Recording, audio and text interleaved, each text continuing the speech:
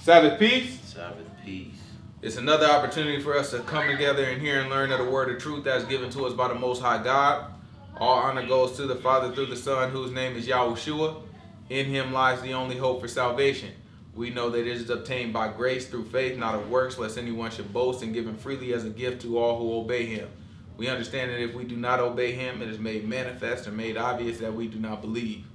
In this state, we should expect no good thing from the Most High. However, anything that we do get, whether it be a gift of tongues, gift of prophecy, or any supernatural experience that we may have, it can and it will be used against us in the day of judgment.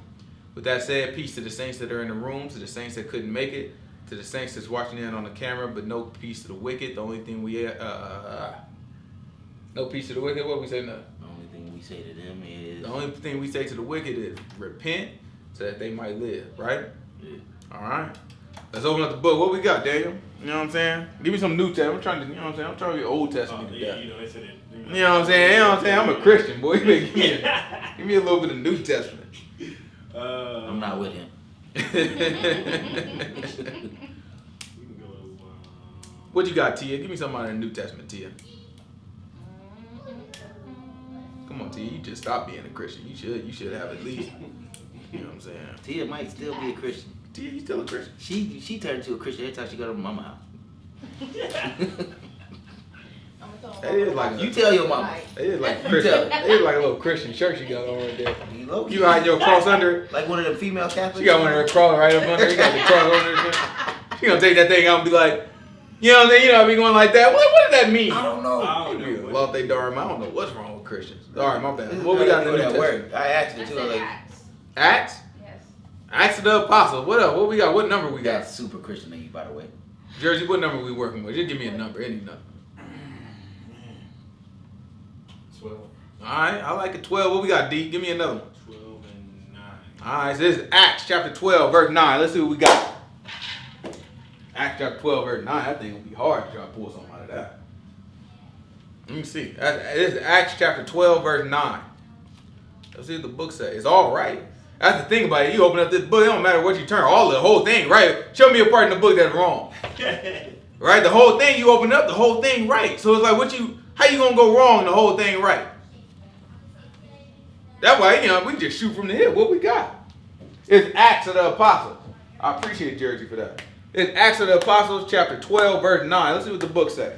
And he went out and followed him, and wist not that it was true, which was done by the angel, but thought he saw a vision. Right? So the man, he followed him because he thought he saw a vision. I don't know what could happen next. When they were past the first and the second ward, they came unto the iron gate that leads unto the city, and which opened to them of his own accord, and they went out and passed on through one street. Right? So they had a gate. It led to the city. Guess what that thing did? It opened of its own accord. So he thought he saw a vision. Then he came out. You know what I'm saying? Then he walking, and he said it's a gate, and that leads to the city. Where is he coming out from, T? We ain't got to go back and get it. Prison. Who know where he coming? He coming out of prison. So the man was in prison. He thought he saw a vision of an angel, right? And the angel would lead him out. The man, when they say a vision, what is that like? A dream. Like a dream. So imagine you in prison, right? Right?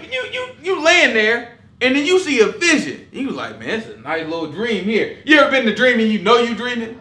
Right? Be like, oh, that's a nice little dream, right? No. You had that before? I try to go back into it too. Yeah. Sometimes you wake up and be like, nah, I want to go back to sleep. Yeah, You know what I'm saying? I'm trying to get right back there. You try to get right back in it. So he looking, he like, oh, this is a nice little dream. I don't want to wake up from this one. Angel leading him out of prison. Right? Okay, cool. Then he walking, following the angel. Then he go to the gate that leads to the city. And guess what that thing do? That thing open up of its own accord. Y'all ever heard of Tesla? Yeah. The self-driving cars? Yeah. Back in the day, that thing would have said it's driving of its own accord. You know what I'm saying? When they looked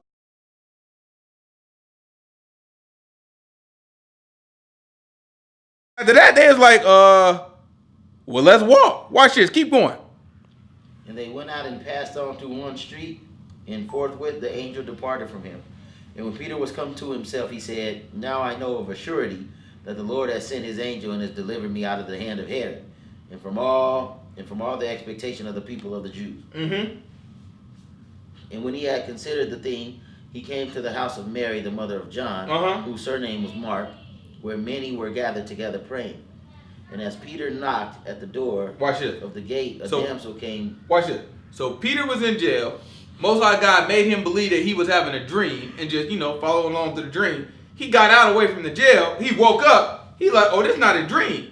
Based off of that, he said, oh, now I know of a surety the Most High God brought me out. First thing he said is, let me go to the disciples.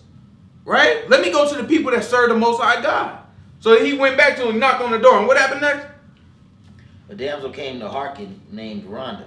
Right? So a damsel came to hearken. What does that mean? Every time we read it, sometimes we're using this old language. We just got to make sure we understand what it's saying. It said a damsel came to hearken. Came to listen. That means a young lady came and she came to pay attention. She came to listen. So he knocked at the door. She was like, let me go find out what's happening. So she came and answered the door. Right? Let's see what else happened. And when she knew Peter's voice, she opened not the gate for gladness, but ran in and told how Peter stood before the gate. Okay, so when she saw him, you ever got really excited and did something stupid? Right? So she saw him, Peter right there at the gate.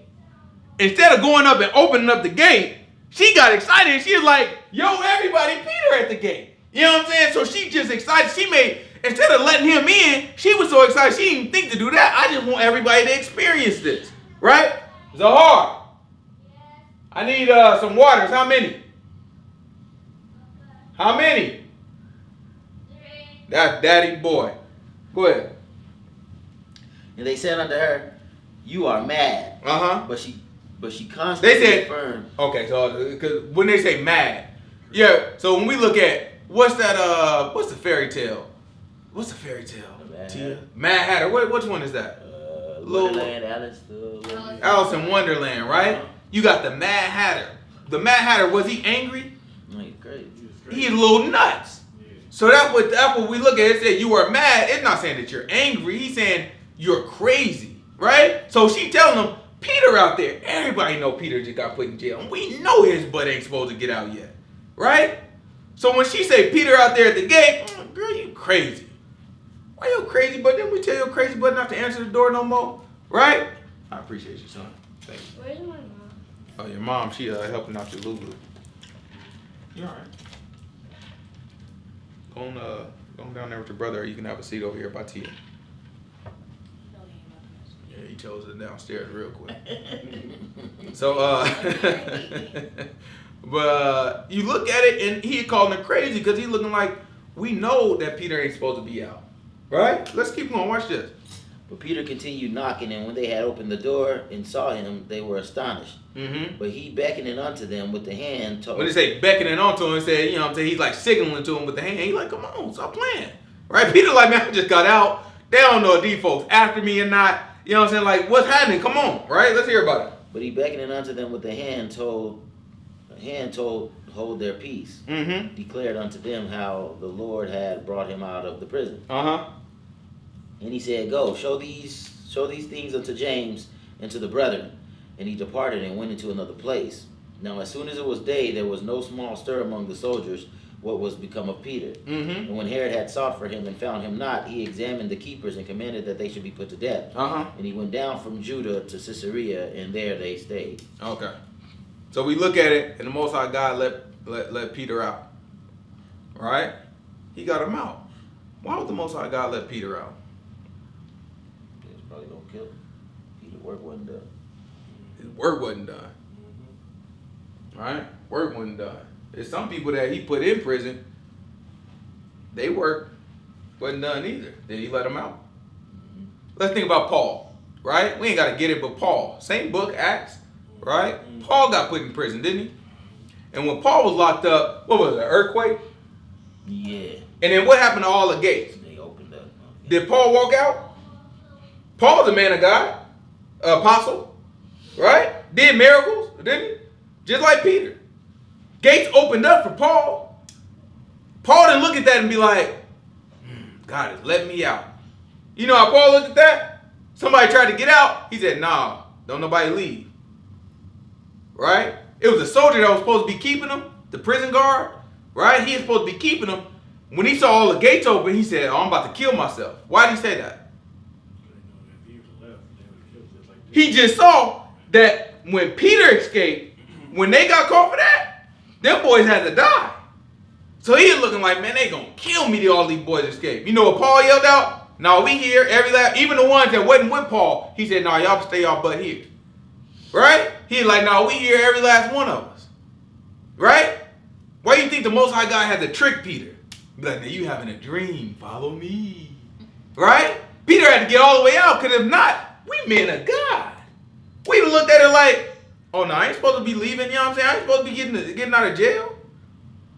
Think about our history, right? If you look back, even in Egypt, right? When the Egyptians had the Hebrews as slaves, right, and had us in the land, we didn't try to escape. Read it, like go back and read it in Exodus. You'll see, we didn't try to get out of Dodge. We didn't try to escape. You didn't see a whole bunch, like these Mexicans, you know the Mexicans, how the Mexicans try to cross the border? Them boys hop, dodging, and skipping over that darn border. You know what the reason is? Because they country's so bad that they would rather risk being caught and detained and separated from their babies and all the stuff that Trump is doing and Obama did and all these presidents did. They'd rather risk that than to stay in their country. Right? That wasn't us. We sat there and we endured it. Just like we doing in this country. There's a lot of us as slaves here. We didn't run. Because that's our people. Some of us did now. Don't give me that. Harriet Tubman got her butt out of there. She was like, hey, I ain't dealing with that fool. What's wrong with y'all? She got her butt out of there and made her way for a whole bunch of others. But a lot of us didn't run. Because it's in our blood. Our blood, and man, what's up? We deal with it. We figure it out. We put two pieces together and we going to go and we going to roll with it. That's what we still doing today. These people talking about reparations. The heart of our people so tough, we looking like, man, I don't want no reparations. I mean, we stupid by saying that, but it's still, our mindset is, I'll figure it out. That's what the Most High God put in our people. That's why he chose our people to go through all this stuff. From the very beginning to now. So Peter had that same attitude. Peter would have been like, nah, you know what I'm saying? That's crazy. Ain't no angel about to tell me to break out of jail. That's crazy. I know I'm in jail. I know I ain't in jail for the right reason, but I know I'm in jail for God's reason. Right? I followed the Most High God. If by following the Most High God, I end up in jail, then guess where I'm supposed to be? You ever play one of them little things, you know, not the ping pong, what's it called? You know, little thing where like lottery things where you drop the ball and they got all the little sticks or whatever, then it bounce around, and you know what I'm saying? That thing just land where it land. Mm-hmm. That's how it is when you follow the word. You don't know where you're gonna end up, right? But if you stick to the word, rest assured, you will end up where you end up. It might be good, might be bad, might be a little suffering on it, might be whatever it is. If you obeying God while doing it, best believe that's where you're supposed to be. And when you have that confidence, it's different. Your whole life is different when you have that confidence. So we walk around not having confidence, not knowing what to believe. Or we got to build confidence off of lies. Right? So it's difficult for us. We get swayed back and forth like, man, I don't know where. What we ask ourselves on the average is, man, I don't know what I'm supposed to be doing with my life. I don't know where I'm supposed to be. I don't know what God wants me to do. I don't know this, I don't know that. And that's how we move. So when we looking for signs constantly. Oh, well, maybe, I feel like because that happened to me, or because I need a little Tums, had a little indigestion today, maybe that's my stomach telling me, no, that's just you got to poop, right? You just need to go use the bathroom. We have to stop looking at these physical things and all this stuff going on for signs when we got the book. Yeah, but nobody want to go to. Don't nobody want to go to the book. Whole book, the man. How many pages you got in that one? Let me just get the last page. Black man should have knowledge in the book. He's guaranteed not the game. I don't know, 1548? That's 1,500 pages. 1,500 pages when that thing get translated into English. Right? And guess what? When we don't have no answers, guess what we go to? Darn T.D. Jakes' book, A Purpose-Driven Life. Or we get to search in Google. What does God want from me today? When we going to stop and look at the book and just say, all right, I'll go with it. Let's just figure it out. Going to come with a little bit of suffering. Going to come with a little hardship. You got to give a lot of stuff up. I get it. I understand. I bet you it'll get you a whole different confidence. It's different when you can say, I know for a fact, I don't care if somebody walk up and sock me in my mouth right now. I was obeying God before they did it.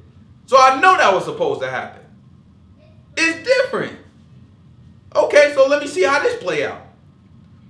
When Yahushua, we ain't got to get it. When Yahushua walked up, right?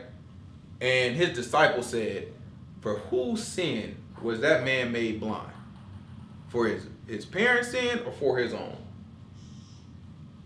Right? What did Yahushua say? Neither his parents or him, but that the glory of the Lord may be shown. Yahushua was a man, right? He was a man who walked in all the confidence of obeying God. So when you bring a situation like that to him, guess what he's thinking about? I ain't thinking about that man's sin. I ain't thinking about his parents' sin. Let me show y'all something. Right? He looking like, if it happened in front of me, it must be for the glory of God. No matter if it's a blind man, a sick man, a well man, no matter what, anything that happened because of, like, around me, it got to be for the glory of God. I'm about to show y'all something. Put it in front of me. I'm going to show you something. That's the confidence we got to have. But you don't get that confidence just by telling yourself, I believe, I believe, I believe. That's voodoo. Right? You know how you get that confidence? Do what you're supposed to be doing. That's the only way to get it. Just do what you're supposed to be doing. Stop lying. Stop cheating. Stop cussing. Stop intoxicating. Stop all these different things. Everything that we got, stop it. Stop cheating on your husband, your wife. Start all this stuff. Just get it all out. Once you get it all out, that's the easy part. That's just the start. That's hard for us though, right? You ask the average person, what does it take to stop all sin? What are they gonna tell you? That's impossible. Everybody make mistakes. No, dummy. I didn't say stop making mistakes. I said stop all sin. No, but nobody perfect. We know because Yoba been sinning this whole time. I'm saying from this point on, you stop. No. But that's what we got Jesus Christ for. I bet you do. Yeah, I like to ask them, like, which sin is, like, impossible to stop doing? Which one? Like, which one? Just name. Ain't nobody gonna tell you. Like, which one is impossible? Ain't nobody gonna tell you one impossible sin. It's like you No. All of them is impossible. You know what I'm saying? One ain't impossible. If one ain't impossible, take them one by one. You know what I'm saying? Just make a little list. All right, this is the one that's hard this week. Take that one. Just knock them things off one by one. Check them. We all did it. We done done it. When you first started, you started getting into management and stuff. Didn't you have to make them type of lists? Like, listen, all right. I know if I want to get promoted, I got to start doing better on this. My follow-up got to be. I know I did. I was just a lonely darn rep. I used to take lunch, eat my darn car. I don't want to talk to them. I'm a darn, what's it called? Introvert. Low key I am. You know what I'm saying? I don't want to talk to nobody. I don't want to do nothing. Eat lunch in my own little car. These people that ain't even know me. Right? Mm-hmm. But my boss came and she looked at me and she was like, they have a team lead position opening up. I'm looking like, oh man, I've only been here 6 months. I don't talk to y'all. And you want me to be a team lead. But I was like, I want that thing now. You know what I'm saying? So I was like, look, what you think I got to do? She was like, look, if you get yourself out there and make a name for yourself. I said, I got it. That's all you got to tell me. I got it. We had a little thing, a bingo game. I made every opportunity I could to yell and make a name because this is an opportunity. Me, the type of person I am, I'm like, I got to get it all in one shot. You know what I'm saying? Like, I'm efficient. You know what I'm saying? So I'm not about to spend the next 6 months meeting everybody. Right. That don't make no darn sense for me. Everybody's around for this bingo competition? Okay, good. I called a bad bingo. I said, bingo! Boom, chakalaka. Made everybody laugh.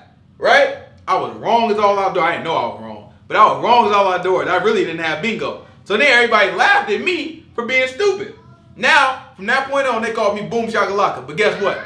Everybody know my name. Everybody know my face now. Whole bank. Right? Everybody know my name. Everybody know my face. Right after that, I said, go ahead and submit my application. We good. I know how this stuff work. I know how y'all folks work. We good. Y'all got a face, name. I know my work is good. I ain't worried about that part. Now let me just check off the boxes. I got my name out there. That's one box check. Now I got to work on my follow-up. I just got to make sure if you give me a project, I'll be right on top of you with it. Like, okay, I got this done. This, that, another. Anything else you need? Okay, got on that. Check. You start proving that stuff out, then you good. Now we got to prove something to God. It's easy when you do it for a little bit of cash. What's worth more than cash, though? A little bit of life. Right? Just a little bit of life. All right? So that's what we come here. That's the point, right? That's the mission that we get. We try to get that. We try to get every week. We try to make sure that we have enough understanding to where it'll support that. Because it's difficult. As soon as we leave here, it gets difficult. Right? In real life, it gets difficult. Because you don't have nobody, you don't have me, you don't have T, you don't have nobody in the back of your ear like, ooh, don't do that. Right? Right? The Most High God ain't talking to us. The average of us. Most High God ain't talking to us. Why is he not talking to us? Covered all right. There's a famine. We got a history. We got a history. First people in the world, who did the Most High God talk to? Got First group first of people. people. Yeah, Hebrew. first group of people. Hebrew. Hebrew. Right? He talked to some individuals. He talked to a whole lot of individuals. But the first group of people that heard the voice of the Most High God, that was us. We was on Mount Sinai. Moses, right? Moses brought up there. You know what I'm saying? That thing started boiling and all that. What our people say? We looking like, man, go ahead and talk to us. You know what I'm saying? Go ahead and talk to God for us, Moses. That man, you know what I'm saying? He might mess something up. That was us he spoke to. Then he spoke to us more. Then he spoke to Moses and spoke to Joshua and spoke to our prophets. And we still didn't do what we were supposed to do. So guess where Most High God looking at now? I ain't got nothing to say to y'all. Just do what I say. That's all he's looking at now. Just do what I say. I ain't got nothing to say to y'all. I've been talking to y'all for eons. We look at this. Right now, there's a lot of people that look at it and be like, you know what? Why is black people at the bottom of every nation? No matter where you go, black people at the bottom. And we look at that like it's just a travesty. You know how long black people been on top? Way longer than we get on the bottom. Okay. We got this short-sighted view of everything. That's how right now we looking like, man, why won't God just, just show a miracle or something, just so I can believe? That's what we looking at. You know how many miracles this man has shown? Right. I ain't sitting here tap dancing for y'all all day. I told you what to do. Just do it. So that's what we dealing with now. We ain't dealing with the Most High God talking to us, which on one hand is a hard thing, a challenging thing, and on the other hand, it's a benefit to it. What happened when Most High God talking to you? Something going down. He talking to you and you don't listen, guess what? Your butt getting got quick. Earth might come up and swallow you up. You might just fall darn dead. It might be snakes that just pop out and just darn bite you. Yeah, you get a miracle, but on the other end of that miracle, it's some real harsh judgment that's going to come right away when the Most High God talking to you. The Most High God is fair, right? I'll talk to you directly, but now you have no excuse, so you get judged quickly. Or I can back up and not say nothing to you at all. You can live 30 darn years making mistakes, and you just figure it out on your own. And I say you saved after that. I say you delivered, right? How you want it? We got to choose. But you know what we want? Talk to me directly and give me a million chances. Nah, it don't work like that. That's why the Christians look at it and they say, you know what? God was so harsh in the Old Testament. Like, no, he wasn't harsh. He was merciful in the Old Testament. He was talking directly to y'all, still gave y'all chances. Right? You might believe he's harsh now. He ain't got nothing to say to your Christian, but your Christian butt going to church every Sunday thinking you got it going on. And your butt gonna end up right in hell if you don't repent from the sin that he got in this book. Right? Which one is real harsh? I don't know. So that's why it's important for us. We got to get the history, right? Once we build a foundation, we understand what happened. We understand who we are, right? They never told us. They never told them. You talk to them? Not really, no. They ain't never told us that we the Hebrews. Nobody ever told us that. You from Jersey, you might have, you know what I'm saying? They're talking about it a long time ago in New York. Yeah, you know what I'm saying? So you might have got hurt a little bit of it. But for the masses, they never told us that. And even the clowns out in New York, they only had the half of it. So they had making a fool out of it. A lot of people didn't trust it. They had to go up against Elijah Muhammad. Mm-hmm. Elijah Muhammad was a powerful man back then. Mm-hmm. Where am I lying? That was a powerful man. Well, ain't nothing like what you look at Farrakhan and everything now. Ain't nothing. That man, they say that man say it's gonna happen. And these brothers gonna die for that man. Quick. Right? That was a powerful man. So you look at him, you got a couple Hebrews that's like, oh, well, we find out we Hebrews. And you gotta go up, you up against him? Oh, he'll shut yourself down real quick. You know what I'm saying? You throw them darn bean patties out, you know what I'm saying? Oh, yeah, he done, boy, you know what I'm saying? You done. You see a bean patty on the block? Yeah, we good. You know, then get over the block. Right? Most High God tear all that stuff up. He's a darn pedophile, nasty butt. Right? But that's their religion though. Yeah, it is. You start off with the original. What's his name? Mohammed. You start off with the original, right? He was a pedophile too. Had a 12-year-old girl, right? So you look, that's they mindset, right? We look at it. We don't know the average black person that go in and join their religion, right? Join Islam or whatever. They not looking at it like, oh, y'all want to be a pedophile. But it's spiritual. It's all this stuff is built off of spiritual stuff. So you join into that stuff and you think you got something, that thing jump on you, now you over there touching on little kids. Right? Stuff is nasty. Stuff is weird. Now I ain't trying to say that every Muslim is, you know what I'm saying, is a pedophile. That ain't what I'm trying to say. They're not Muslims. I'm not Muslim. And I'm not saying that in the defense of a Muslim, but you got Sunni Muslim, the nation of Islam. Mm-hmm. So what Elijah Muhammad and like Farrakhan in this day and time, he commercialized, you know what I'm saying, for money. Absolutely. You know, he monetized the nation of Islam by starting to pray as a Sunni Muslim would from the Middle East. Mm-hmm. That back when Elijah Muhammad, they never acknowledged the Quran. Mm-hmm. You know what I'm saying? And you know that's in this day and time, but Guess where they got their stuff from? so these are lessons like they study like you got the Nation of Islam, you got 5%. They're most exactly alike. The one difference is in the Nation of Islam they say wisdom, knowledge, understanding, and in the 5% they say knowledge, wisdom, and understanding. What's the foundation of both of them, though? The knowledge is the foundation. I'm not talking about foundation of what they state the foundation is. Okay, I'm so trying to say where do they overall get the beliefs that they made? And some of this is that what they stated, right? So if you look at what they state, right, Islam, what they state is our nation of Islam is that Farid Muhammad, right?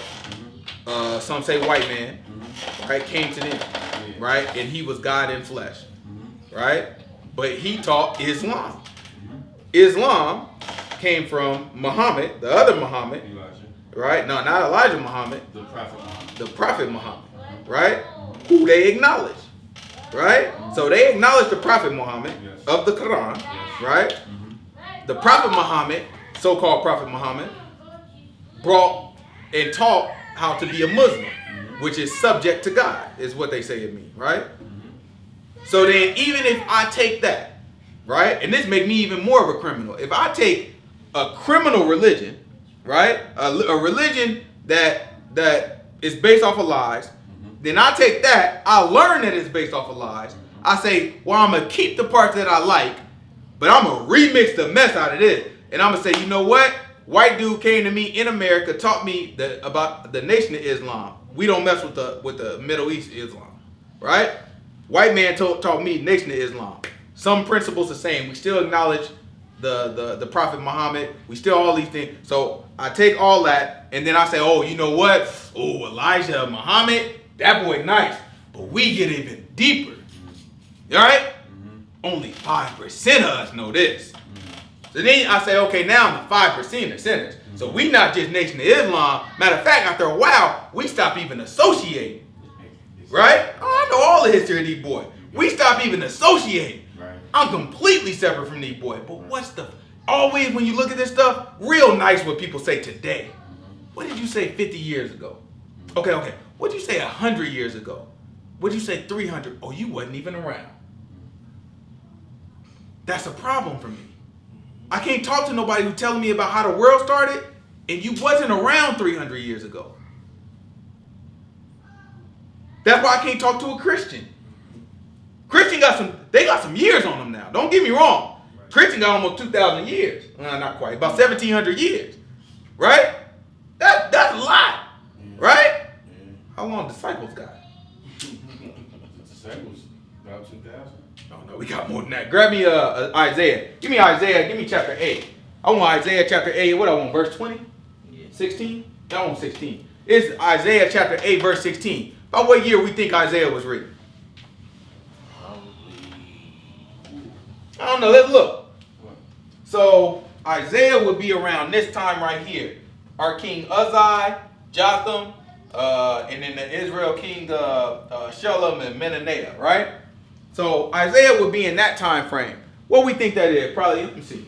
That's probably like yeah, about almost 1,000 AD. I mean 1,000 BC. You know what I'm saying? Let me see though. Let me see if I can pull up a timeline. Huh? It seemed about right. Let me see though. Let me see if I can pull up a quick little timeline. Not quite 1,000. So it looked like about 730 BC. You know what I'm saying? So 730 BC this man was, right? So what is that going to take? That's going to take about 3,000 years ago almost, all right, give or take. Almost 3,000 years ago. So that's almost 3,000 years ago. This is what the man talking about. It's Isaiah chapter 8, verse 16, sorry. Isaiah chapter 8, verse 16. Bind up the testimony. He said, bind up the testimony. When we talking about God, what's the testimony? The law of the prophets. Anything that's testifying to God, right? The testimony of God. When you testify and telling people about God, right? So the true words, God's books would be the testimony, right? So when we look at the law, the prophets, right? At this time, it wasn't no New Testament. So law, prophets, that's what you're talking about. The Psalms, right? The history. All the stuff that God set forth to testify of himself. Bind up the testimonies. What else? Seal the law among my disciples. Who we get the law from? Moses. I appreciate the man, right? He said, and seal the law amongst who? My disciples. I got that. Disciples go all the way back. Right? We go all the way back. You look it up. I mean, you take that as far back as you need to take it. That's before Yahushua. That's the man's name, Yahushua. We say Yahushua. You know, a lot of people call him Jesus. We call him Yahushua. Right? See, we look at it. That's what it's about. We just got to get to the foundation. That's what I always try to do. Even when I stopped being a Christian, I was looking like, these people lit my butt up. I was like, ooh, Christianity is a stolen religion from this, that, and the other. I said, oh, no, I'm done with that. After that, I started looking at, let me get to the foundation of all these religions. I started just looking into it. I just need to get, where did it start? Why did it start? Who started it? Where did they get it from? Right? Exactly what I started doing. You have to, because if you don't do that, people can tell you anything today. Right. Because we all got slick tongues. We all can figure this stuff out. We can all figure out, okay, today people like this. People been doing that throughout all of history. Telling people what they like today. It's only one belief, right? One belief that's been telling you this is what it is, whether you like it or not. And the devil is hip. The devil is hip to it because when Yahushua went up, where did the devil go? A lot of people teach us that the devil came down at the very beginning with Adam and Eve. Right? And Eve. But no, devil was down there, but he was still had access into heaven. He still was in front of the Most High God talking to the man. Like the Most High God looking like, you know what I'm saying, my servant Job. You know what I'm saying? Yeah. Okay, yeah, I get it, Job. They was having conversations. Right? It wasn't until the man went up, till Yahushua went up, that's when the devil had to get out of Dodge. So Yahushua gave us a warning in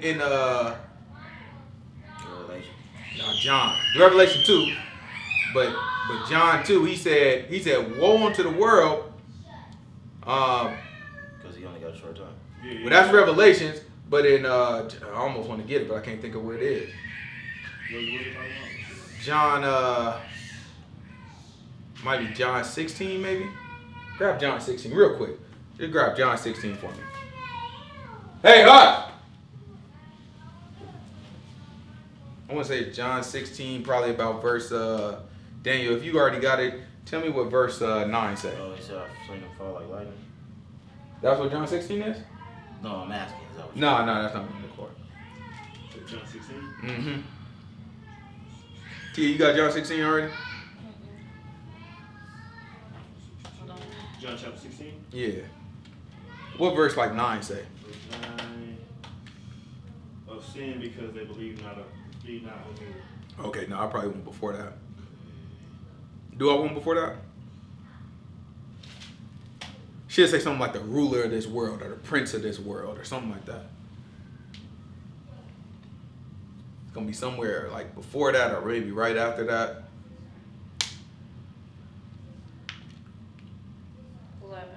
11. All right, so give me 9 then. 9 is probably good. But give me 8. This is John chapter 16. Give me verse 8. And when he is come, he will reprove the world of sin and righteousness. When he say he, who was he talking about? Spirit. He's talking about the Comforter, right? The Spirit, right? He's talking about the Spirit of the Most High God. You gotta understand how it works. Most High God is trying to leave us without. He's not trying to leave us without a witness. So Yahushua come in the flesh. Yahushua say, yo, you know what I'm saying? This is what it is. This is what y'all supposed to do. Oh, y'all don't believe me. He died. He rise. Okay, now y'all mess with me. Good. Follow what I'm telling you. He go up. He said, when I go up, I'm gonna send my spirit back down just to let y'all know it's really real. So the spirit come back down. People do miracles based off of the spirit. The spirit gets handed down. It goes. People start believing the word. The spirit follows everybody who believes. Great. So now he's giving us a warning after that. Watch this. And when he is come, he will reprove the world of sin and righteousness and of judgment. Of sin, because they believe not on me. Of righteousness, because I go to my Father, and ye see me no more. Of judgment, because the prince of the world is judged. Of this world is judged. Okay, keep going. I have yet many things to say unto you, but you cannot bear them now. Howbeit, when the Spirit of truth is come, he will guide you into all truth, for he shall speak of himself. But whosoever shall hear, that shall he speak. Okay. And he will show you things to come. Yep. He will glorify me, for he shall receive of mine, and shall show it unto you. All things that the Father has are mine. Therefore said I, that he shall take of mine, and shall show it unto you. A little while, and you shall see me, and again a little while, and you shall see me, because I go to my Father. You shall not see me, and again a little while, you shall see me, because I go to my Father. Then said some of the disciples among themselves, what is this? That's what I wanted. Some more Revelation. No, Revelation got one, but no, it's one where he said he is just basically the ruler of this world coming. You know what I'm saying? Revelation, and then Yahushua saying that it's Great wrath and indignation or something. I'm still on Revelation, right? But yeah, let's grab Revelation. We know where that one is. It's Revelation chapter 12. Give me about verse 16 I want. Revelation chapter 12, verse 16. Might be 17.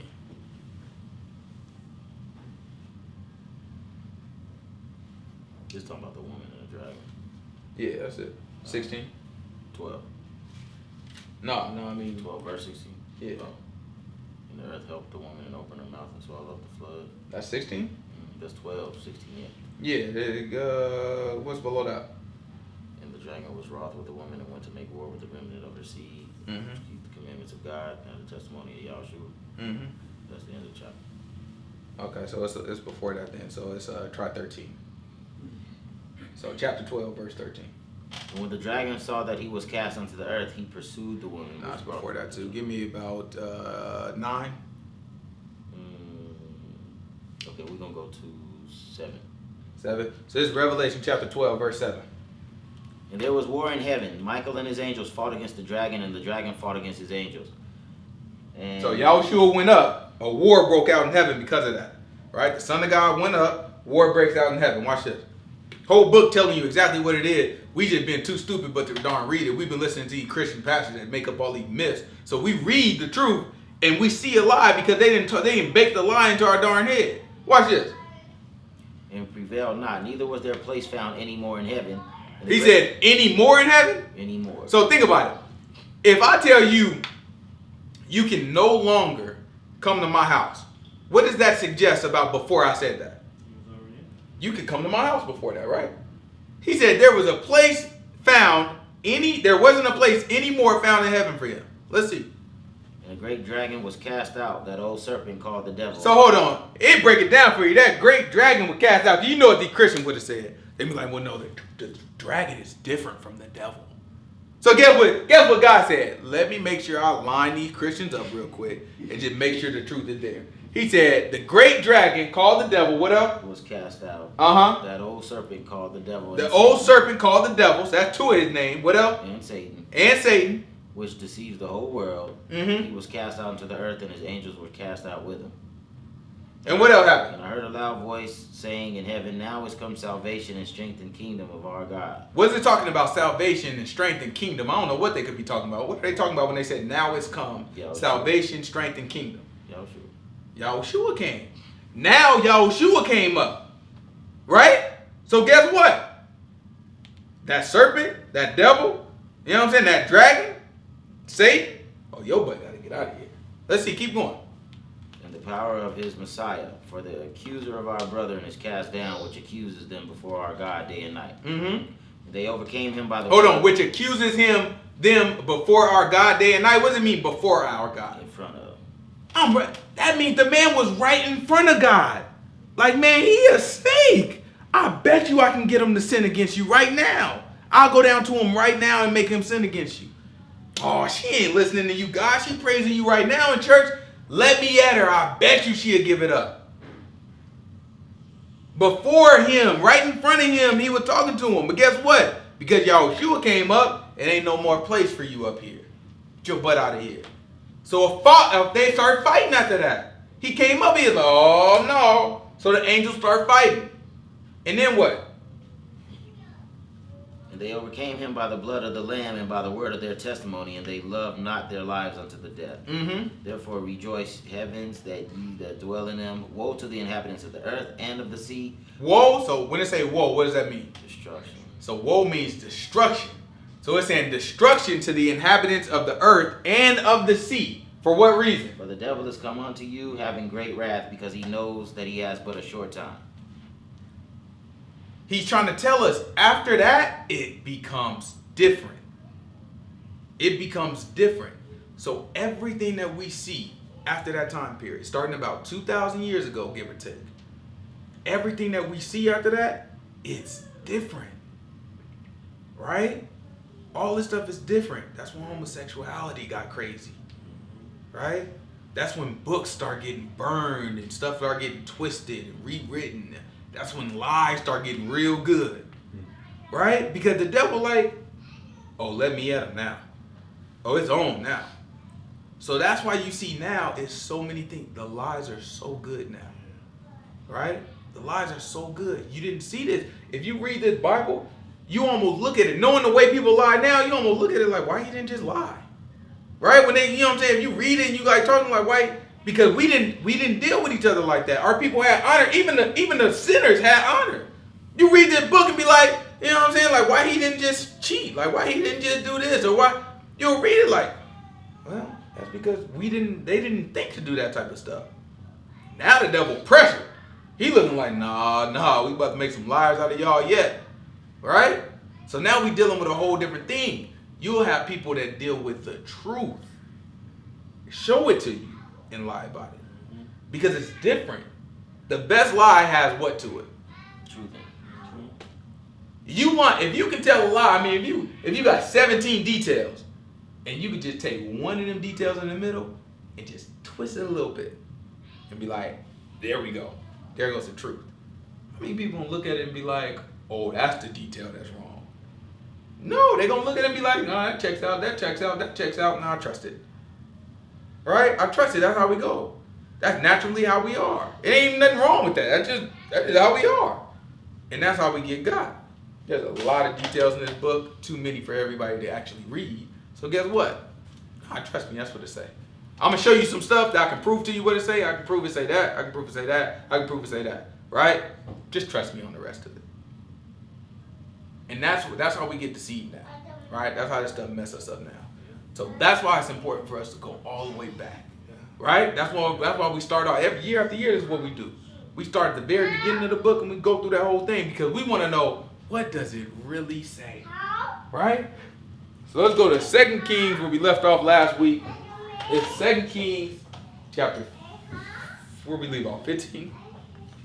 So I think 15, 22, so probably 16. 22 longer. I mean, 15 longer than 22.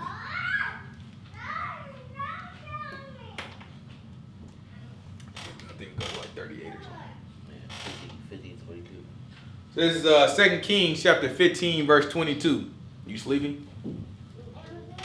Look sleepy. You want one of mine?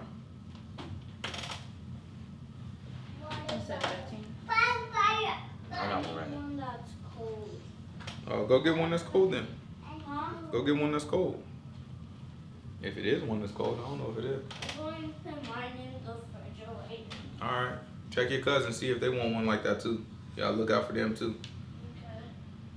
This is 2 Kings chapter 15, verse 22. What was the book say? And Menahem slept with his fathers, and Pekahiah his son reigned in his stead. All right, so we got Pekahiah that's coming next. I ain't gonna write them on the board yet, but we got Pekahiah that's coming next, right? King of Israel. In the 15th year of Azariah, king of Judah, Pekahiah the son of Menahem. What's Azariah the name? Uzziah. All right, so you got Azariah, who's also called Uzziah. Uzziah, right? So we look at him right here. He in the same time period, all right? Uzziah reigned a little while. All right, so let's happen. Keep going. In Samaria and reigned 2 years. Mm-hmm. And he did that which was evil in the sight of the Lord. He departed not from the sins of Jeroboam the son of Nebat, who made Israel to sin. Okay. But Pekah the son of Remliah, a captain of his, conspired against him, and smote him in Samaria in the palace of the king's house with Argob and Ariah. Arai, and with him 50 men of the Gileadites, and he killed him, and reigned in his room. And the rest of the acts of Pekahiah, all that he did, behold, they are written in the books of the Chronicles of the kings of Israel. All right, so Pekahiah quick, got his butt up out of there quick, didn't he? All right, keep going. Watch this. In the 215th year of Azariah, king of Judah, Pekah the son of Remliah began to reign over Israel and Samaria, and reigned 20 years. And he did that which was evil in the sight of the Lord. He departed not from the sins of Jeroboam the son of Nebat, who made Israel to sin. In the days of Pekah king of Israel came Tiglath-Pileser, king of Assyria, and took Aion, and Abel-Beth Micah, and Genoa, and Kadesh, and Hazor, and Gilead, and Galilee. So you remember the last king, Manasseh, he tried to make a deal with Assyria. You remember that? He tried to make a deal, send him some money. It's like, man, look after me. And Assyria was like, all right, I'll back off. Right? Remember we read last week that the Most High God said, oh, you tried to make a deal with Assyria, but that thing ain't going to stand. Right? So we see after one of the kings died, Assyria come right back and start getting that butt. He started taking cities from us. That's the tip of the iceberg. Watch how this thing keep going. Watch this. And all the land of Naphtali, and carried them captive to Assyria. And Hoshea the son of Elah made a conspiracy against Pekah the son of Remliah, and smote him, and slew him, and reigned in his stead in the 20th year of Jotham the son of Uzziah. Right? So now you got the son of Uzziah, so that means, you know what I'm saying, that means the kingdom already switched. All right, so before we keep going there, because when Uzziah, you know what I'm saying, after Uzziah is Jotham, and after Jotham, you know what I'm saying, we got Hezekiah, you know what I'm saying? So before we move too quick there, I want to finish out the kings of Israel.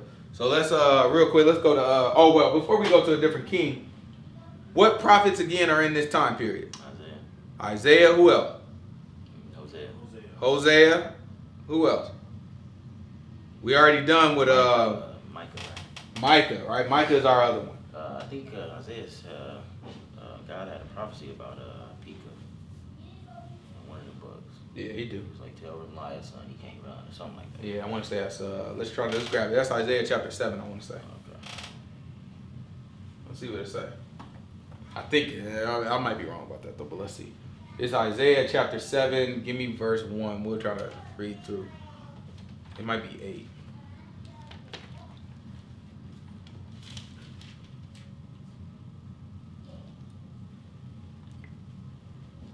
And it came to pass in the days of Ahaz the son of Jotham, the son of Uzziah king of Judah, that reasoned the king of Syria, and Pekah the son of Remliah. That's too far out. It says son of Jotham. That ain't what I'm looking for. Give me Got Pekah right here. We just on him. All right, keep going. And Pekah the son of Remliah, king of Israel, went up towards Jerusalem to war against it, but could not prevail against it. And it was told to the house of David, saying, Syria is confederate with Ephraim, and his heart was moved to the heart of his people, as the trees of the wood are moved with the wind.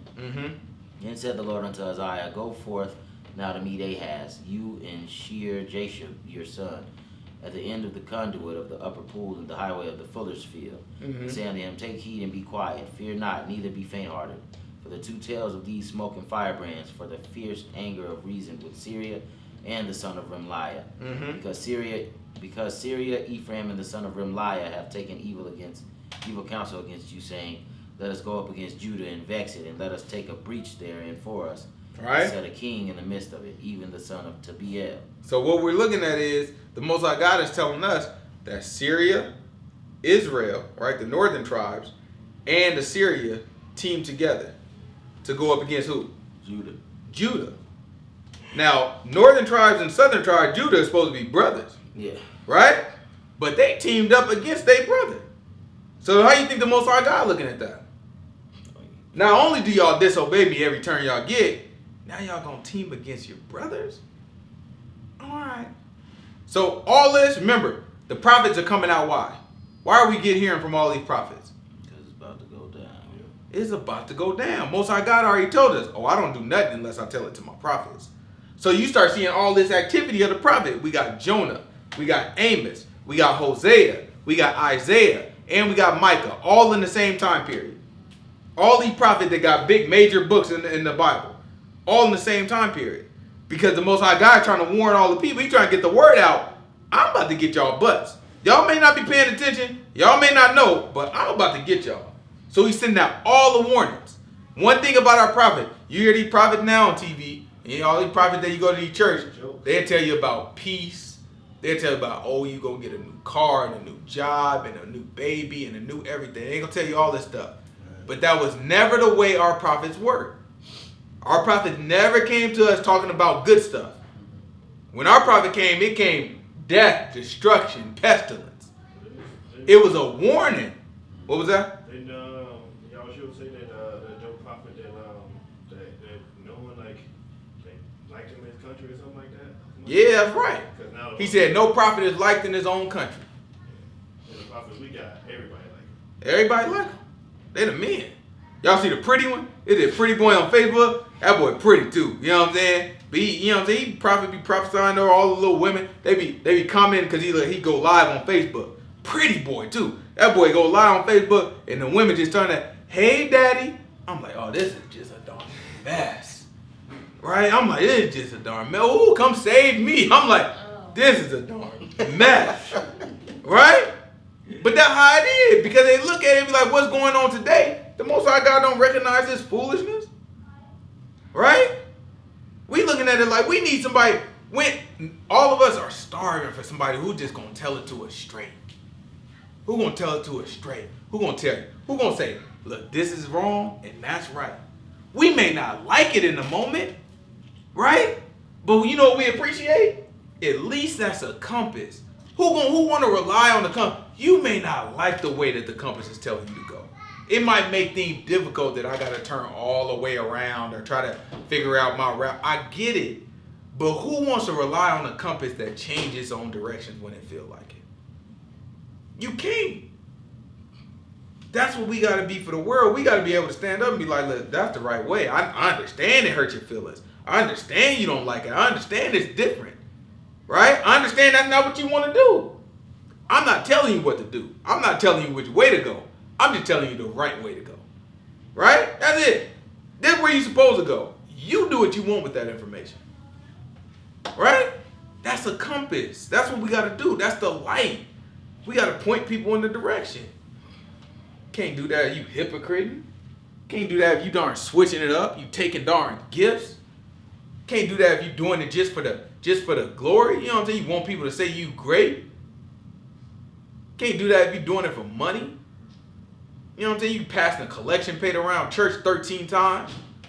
You can't do it that way. There's no way that it's going to get done. Because guess what? You going to change for your priority. Your priority happens to be money or fame or whatever your priority is. Right?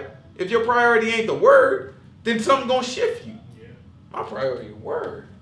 I don't care if it's one person here, 2 people here, 17,000 people here. Guess what I'm trying to teach? Guess what get me going? When I look at that word and I see somebody squirm in their darn seat, like, ooh, goodness gracious. That thing make me, I'm like, oh yeah, we got him. Right? I said, oh yeah, we got him. You know what I'm saying? That mean, because I know that's what saved people. Yeah. You look at that and you start shifting all that. Man, that thing, woo. I know how I was. I ain't had nobody preach it to me, but I was looking at that thing. I was just reading that thing.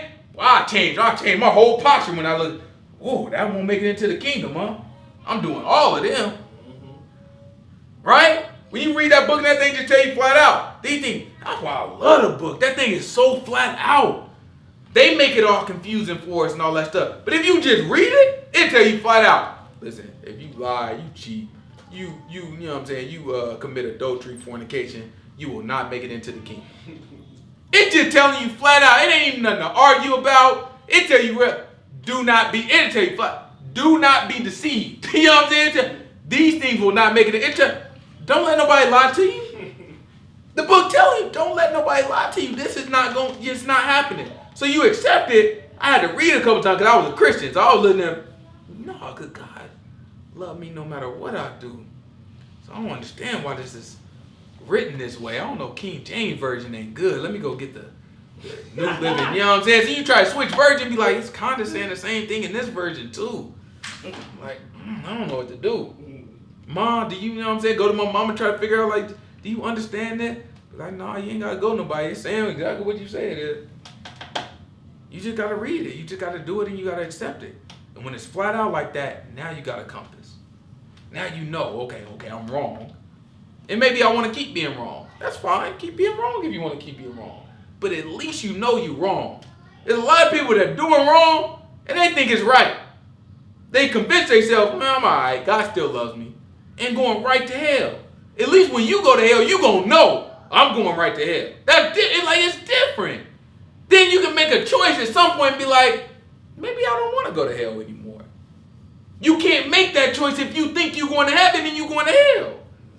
Right? If you think you're going to heaven but you're on your way to hell, you can't make the choice and say, I want to go to heaven now. Or I want to go to the kingdom now. That's impossible. You already think you're going there. That's why the lies are so dangerous. At least if you know the truth, be like, well, I get it. I understand what it takes to make it into the kingdom. I understand what it takes to be accepted. I just don't want to do it right now. Okay, cool. Take your chances. Maybe God kill you tomorrow. Maybe he lets you live 30 more years. I don't know. That's not my position. My position is to tell you what the truth is. Right? That's important for us. Just to have that opportunity to make a decision. A lot of people don't have that opportunity because they believe lies. All right, let's keep going. What else we got? Thus says the Lord God, it shall not stand, neither shall it come to pass. Mm-hmm. For the head of Syria is Damascus, and the head of Damascus is reason. And within 65 years shall Ephraim be broken, that it be not a people. In how many years? 65 years. I don't know, T. I mean, because a score is what, 20? So he said 320s. What that makes 60? 60. And how many years after that? 5. So that's 65 years. He said in 65 years, Ephraim is not. When they say Ephraim, what is it talking about? We talked about this before, right?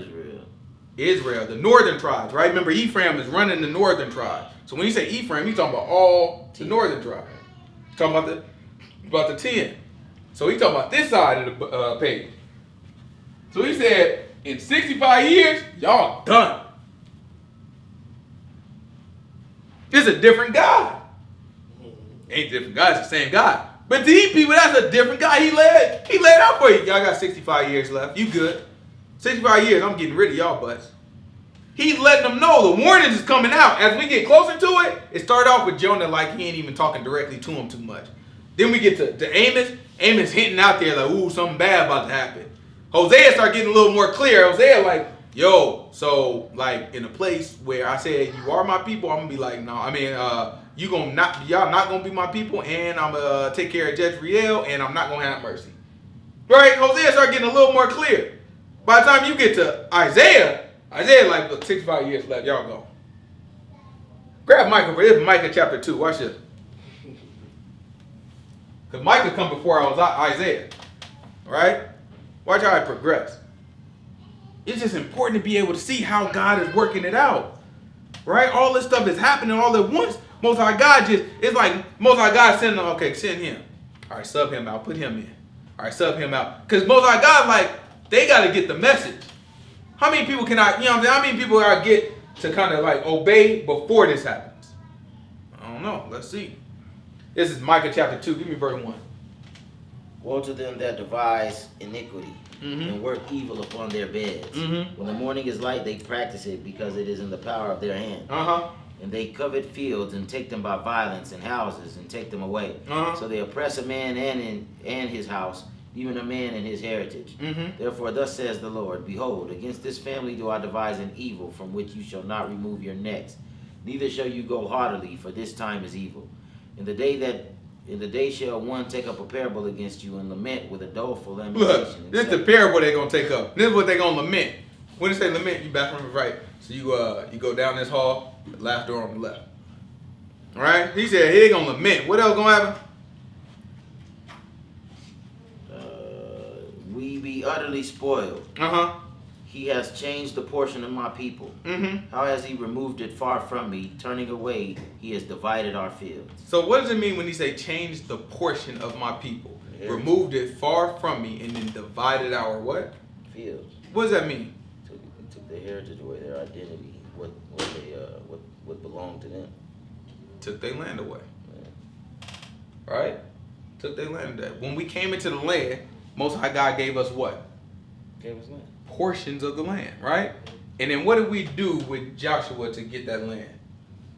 What did Joshua say he did for us? He destroyed the Canaanites. He divided the land up by destroying the Canaanites, right? He said we divided that land up, right? These are the language. This is the language that was used when we came into the land. We got portions and it was divided unto us.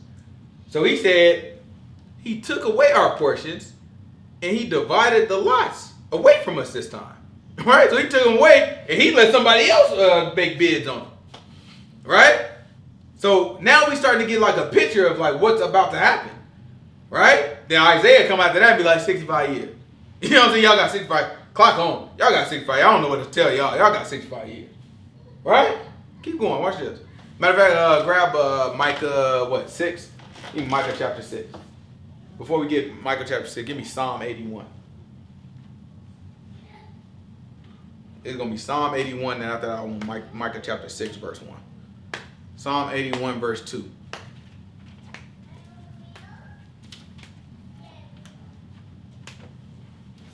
Psalm 81, verse 2.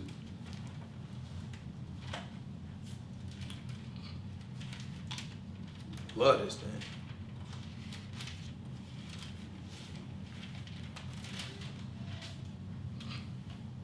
Take a psalm and bring here the tremble, the pleasant harp with the psaltery. Blow up the trumpet in the new moon in the time appointed on our solemn feast day. He said on the new what? Moon. In the time what? On a solemn feast day.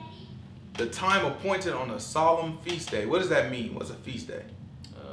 One of the days appointed by the Most High God. Right? These are the days that the Most High God commanded us to keep as memorials. Right? When you have a memorial, you're remembering something. Alright? So he appointed days for us to remember things. What's some of those days, Daniel?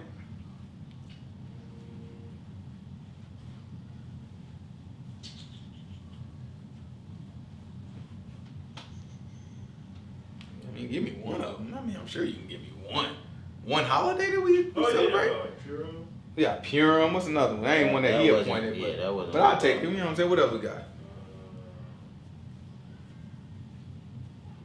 What about the one where it's like a lamb in it or something? Oh, so Passover. Passover, right?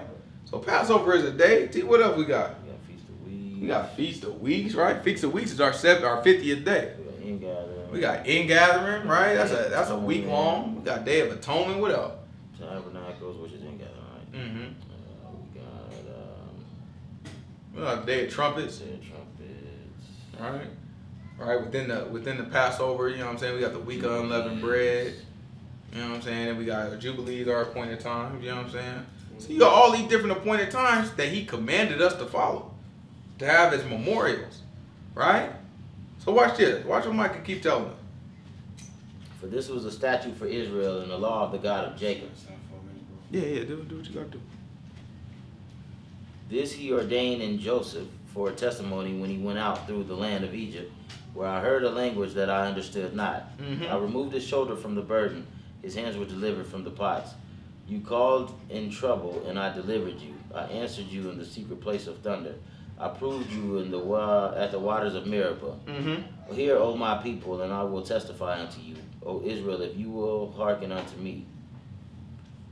There shall no strange God be in you, neither shall you worship any strange God. I am the Lord your God, which brought you out of the land of Egypt. Mm-hmm. Open your mouth wide, and I will fill it. But my people would not listen to my voice, and Israel would have none of me. Israel didn't want anything to do with me, right? So what did God do as a result? So I gave them up unto their own heart's lust, and they walked in their own counsels. That is the result. Right? At some point, Most High God could just be like, all right, I tried, and just give us up. And when they say we walked in our own counsel, what does that mean? We did what we wanted to do. We did whatever we wanted to do. We counseled ourselves. So when we asked, man, I don't know if this is the right thing to do. We didn't go to God. We just said, nah, it feels right, so I'll do it. Right? What's an example today of somebody walking in their own counsel and they don't realize it? Their own religion. Yeah. You ever heard somebody be like, man, I just had this feeling. Right? Intuition. Their own personal relationship. Yeah, I got my person. I mean, it's my relationship with God. God talked to me, and God knows my heart. Right? All that is walking in your own counsel. Basically, you just saying, hey, I'm isolating myself, and I want something. You know what I'm saying? I want to determine how I do things and what I do. All right? That's a sign. The Most High God was like, all right, whatever. As long as we breathing, we still got a chance to come back. That thing just real tough when the Most High God ain't pulling no more. Right? Let's see, Micah 6. Let's see what we got.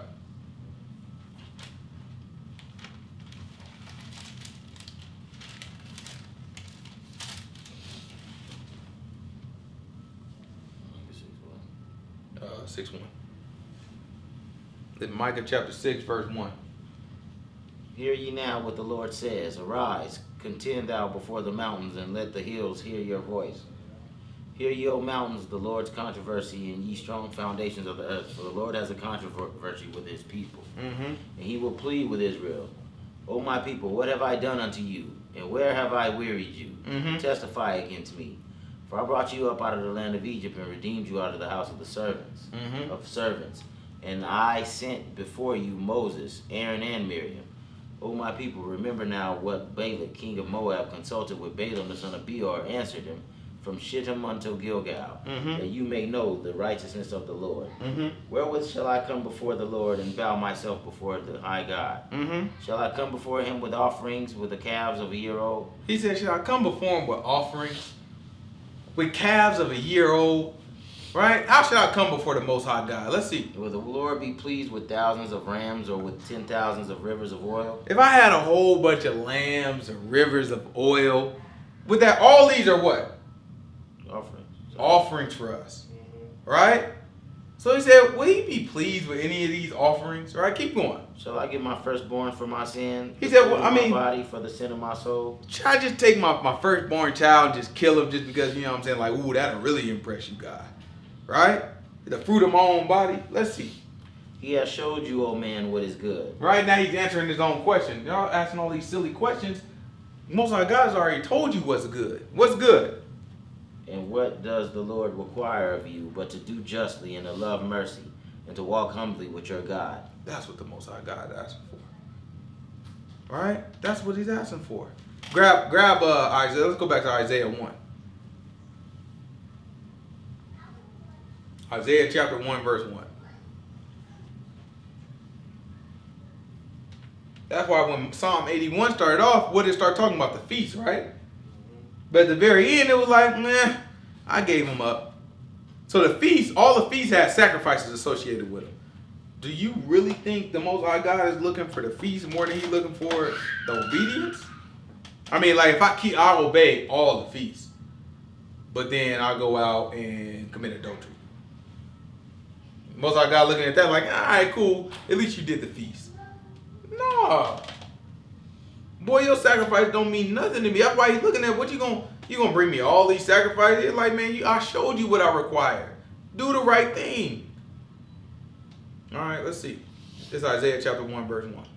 The vision of Isaiah, the son of Amos, which he saw concerning Judah and Jerusalem in the days of Uzziah, Jotham, Ahaz, and Hezekiah, kings of Judah. Hear, O heavens, and give ear, O earth, for the Lord has spoken. I have nourished and brought up children, and they have rebelled against me. The ox knows his owner, and the donkey his master's crib. But Israel does not know, my people does not consider. Mm-mm. A sinful nation, a people laden with iniquity, a seed of evildoers, Mm-hmm. children that are corrupters. They have forsaken the Lord. They have provoked the Holy One of Israel unto anger. Mm-hmm. They have gone away backwards. Why should you be stricken any more? You will revolt more and more. The whole head is sick, and the whole heart faint. Mm-hmm. From the sole of the foot to the even unto the head, there is no soundness in it, but wounds and bruises and putrefying sores. They have not been closed, neither bound up, neither mollified with ointment. You know what that means? Can be cured. He said we got a whole bunch of open sores, in other words. He said they haven't been bound up, so there ain't no Band-Aid on it. They haven't been mortified with ointment. So in other words, you know what I'm saying, that's when you would put something on it and then burn that thing. You know what I'm saying? To where, you know what I'm saying, to close up the scab. He said nothing's happening on there. It's just an open scab and it's not healing. Right? That's what we are. You know what I'm saying? Let's see, keep going. Your country is desolate, your cities are burnt with fire. Your land strangers devour in your presence, and it is desolate, as overthrown by strangers. And the daughter of Zion is left as a cottage in a vineyard, and as a lodge in a garden of cucumbers, as a besieged city. Except the Lord of hosts have left unto us a very small remnant, we should have been like Sodom, and we should have been like Gomorrah. Right? He basically is saying so this is speaking like it already happened, but it's talking about what's about to happen.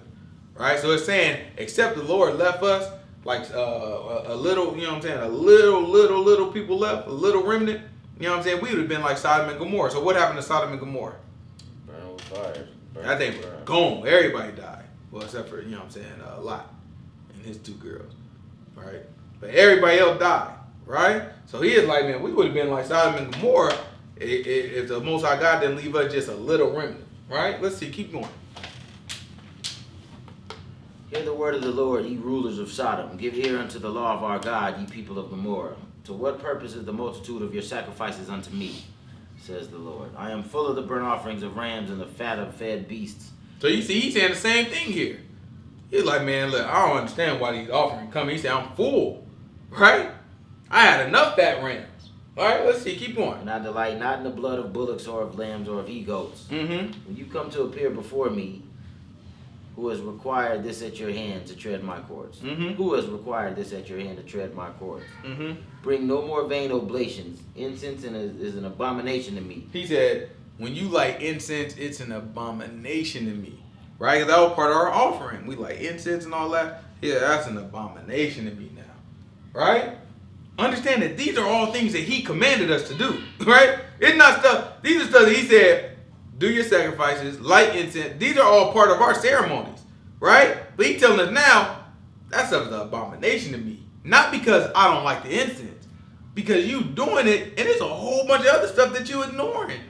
I've been telling you to do all this other stuff too. Let's see.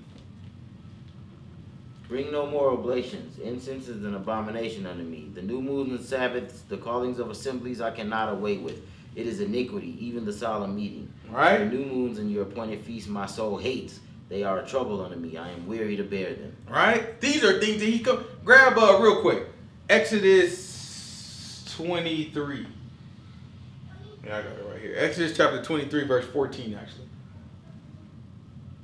These are things that he commanded. He told us to do. But the way the Most High God looking at it is, I also told you a whole bunch of other stuff to do. Why are you choosing to do this and not the others? Because one is tied to an appearance. We can make ourselves appear like we righteous by keeping the feast. Right? But inwardly, we not. So the Most High God is saying, oh, well, your appearance is like filth to me.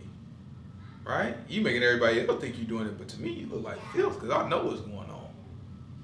This is Exodus chapter 23, verse 14. 3 times you shall keep a feast unto me in a year. You shall keep the feast of unleavened He said, bread. you shall? You shall. That sound like an option? No. Nah, keep going. Watch this. You shall eat unleavened bread 7 days as I commanded you. Mm-hmm. In the time appointed of the month of Abib, for it is for in it. Oh, wait, hold on. He said, you shall eat. Go back. Watch this. You shall eat what?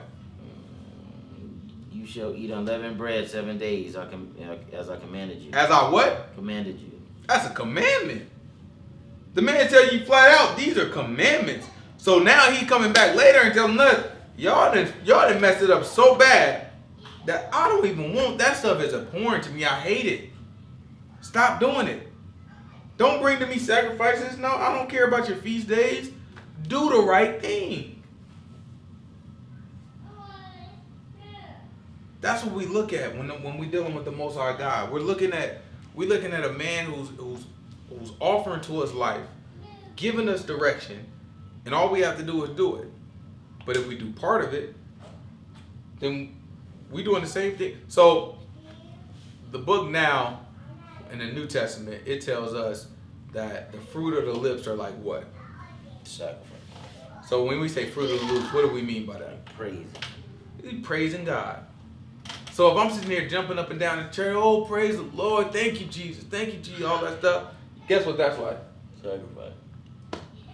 That's just like an offering. He said a broken heart is like a sacrifice. And contrite spirit. And a contrite spirit, right? That's like a sacrifice, right? So when we feel bad, I mean, we just like, oh, man, I sinned, I messed up again. That's like a sacrifice. So if back then, we sinned, we did the most, and we offer a sacrifice, and we had our offerings and all that, he looked at that and was like, man, I'm done with your offerings. How do you think he's looking at us when we say we can't stop sinning? It's impossible to stop sinning. But every Sunday or wherever, we praising God and we thanking God and all that. He's looking at it the same way. This is abhorrent. I hate it. Just do what I told you to do. That's it. Right? The rest of the stuff is unnecessary if you do what I told you to do. I mean, you're going to do it. You're going to still offer. Right? You're still going to make sacrifice. You're still going to keep the feast days. But you doing what I told you to do. Guess what? Now it's pleasing to me. If you're not doing that, then it's all just a mess. You're just throwing up a half-made product. I don't want that. Get out of my face.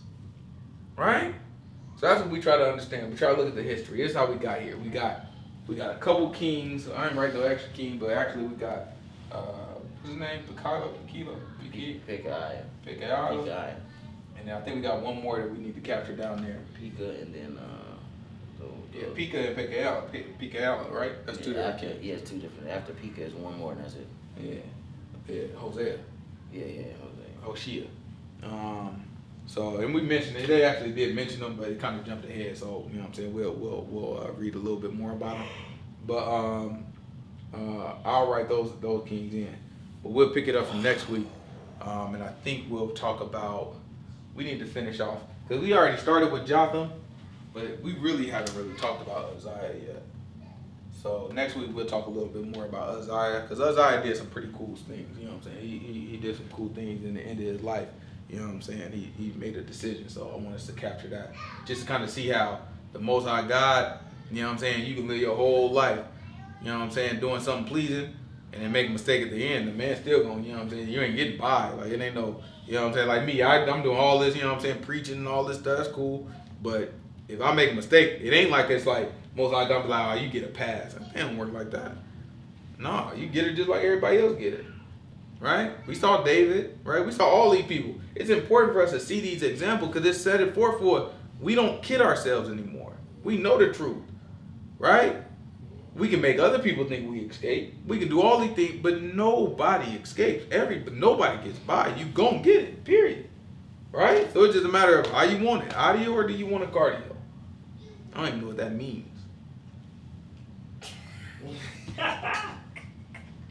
Lil Wayne said it though. You said, what did he say?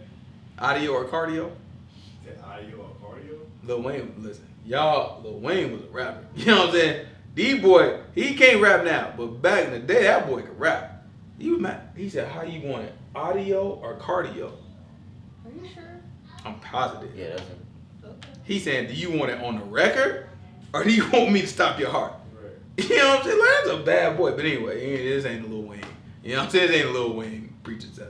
I'm just saying. Most like God asking you the same question. How you want it? Yeah. Right? You want life or you want death? That's what Lil Wayne was asking, right? That's what he asked. He's like, I can just give it to you on the record. That's life. Or, you know, you can get that thing cardio too. You know what I'm saying? That's death. Most like God asking the same question. Life or death? Right? Whole book testify. Yahushua. Whole world talks testify Yahushua. Right? So we got to make those decisions. Right? Like a Christian tell you, you got to make that decision daily. Right? You got to make that decision one time and stick with it. Right? Even when we raise our kid, I just got done talking to my boy. You know what I'm saying? When you raise these kids, we got to tell them, stick with the decision. Because if we had that mindset, we didn't have that mindset growing up. Right? We just do whatever we want to do until like, When we became adults, it got hard. Be like, man, I don't want to do this no more. Oh, I got to keep doing that or my lights won't stay on. Like, that's crazy. Like, ugh. So it makes doing the same thing, although you don't want to do it, hard. If we put our kids in a position where, I know I got to stick with it if I say I want that. Now they think about their decisions a little more. It's like, let me think about before I give you an answer, Dad. Let me just consider my options, right? Then they do that throughout their life because that's them. You know what I'm saying? They get older and be like, I'm not making stupid decisions because I know I got to stick with that, right? Same thing for us. We make it just a little bit easier for each little generation. Just make it a little bit easier to obey God. All right? Teach them a little bit more of their history so they know a little bit more. Yeah, it hurts. They're going to be different in school. People might make fun of them. That's cool. It'll be all right. Right? I'm trying to make them. Nobody make fun of my son. I'm trying to prepare them. Like, yeah, you like they butt up before they light you up, son. Don't worry about it. You know what I'm saying? As soon as they come to you, be like, well, you celebrate Christmas. My dad said if you celebrate Christmas, you ain't got no God. That's right. Tell them, son. Before they come to you talking about why you don't celebrate Christmas. Oh, you weird. Like, you weird. You a sinner. You know what I'm saying? You know what I'm saying? I gotta tell you, you know what I'm saying? We gotta have some combat. You know what I'm saying? Can't have these people have you making you feel like you doing something wrong. We supposed to be called peculiar anyway. Yeah, that's right. We're peculiar people. We're supposed to be proud of it. We always been a stuck up people. That's all right. I don't even get mad at that, man. We always been stuck up. Our people always been like, you know what I'm saying? Like, you know what I'm saying? You look at it in the book, we don't mess with the Gentiles. Always been our people. You know, they always have, we don't mess with the Gentiles. Don't touch me, you're dirty. Our people's a darn mess. We still a darn mess. Right?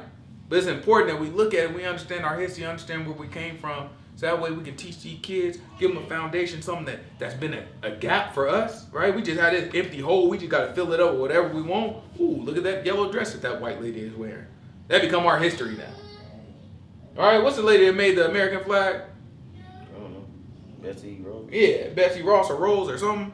You know what I'm saying? That becomes our history now. Ain't none of our history. None of this stuff is ours, but we fill our gaps in with it. So then we gotta later come on and like, oh, I need to replace that with that. Oh, and Zimbabwe. Oh, well, I connect to that. I want to be Zimbabwe. So now we replace a lie with another lie. Ain't got nothing to do with no darn Zimbabwe, right? But it's for us. We just trying to figure it out. The more we can fill up for these kids, the less they gotta figure out, right? The more we can fill up for ourselves, right? Because we still young, right? Some of us, right? You know what I'm saying? More we can figure out for ourselves. You know what I'm saying? We got, you know what I'm saying? We can fill it out, then we good. You know what I'm saying? We ain't gotta bounce around so much. It's just all about let's be stable. Let's have good, calm, you know what I'm saying, reasoning abilities. Let's look at things for what they are. You know what I'm saying? Be able to separate the crap from the real stuff, and let's respond to what's real. Let's attack what's real. All the fake stuff, ignore it. It's a waste of time. It's just draining energy. You know what I'm saying? All that stuff is just gonna pull you down. You know what I'm saying? It's all just a test to make you make one little mistake that'll turn into two little mistakes that'll turn into a whole bunch of big mistakes. Right? And we know that because we've been through it. We dealing with it right now. A lot of our mistakes we dealing with right now. You know what I'm saying? Just at some point we just gotta boom, we done. That's it. You know what I'm saying? No more. And then cut it off clean. You know what I'm saying? Just keep going. All right? All right. Any questions? All right, let's pray out.